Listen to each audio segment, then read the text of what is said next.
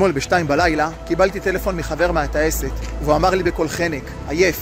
אחי, כולם חושבים שאנחנו עשויים מברזל, אבל אני מרגיש שבור. אני רק רוצה אוכלך. אני רק רוצה חולצה בלי ריח של פחד. והלב שלי מתכווץ, כי הוא לא היחיד. מאז 7 באוקטובר, כל החיילים בכל הארץ, באוויר, בשטח, בבסיסים, עובדים עד הקצה, בלי רגע לנשום. ויש מי שלא שוכח אותם. המתנדבים של סעד ומרפא מגיעים עליהם עם הלב שלהם בידיים. עם בשר טוב על האש, עם אוכל שמריח כמו בית, עם בגדים חדשים, כדי שמישהו לא ירגיש לרגע שהוא שקוף, שהוא לא חלק ממכונה, שהוא בן אדם. ואת זה רק אנחנו יכולים לתת להם. תרמו לסעד ומרפא ועזרו לנו לחזק את צוות האוויר.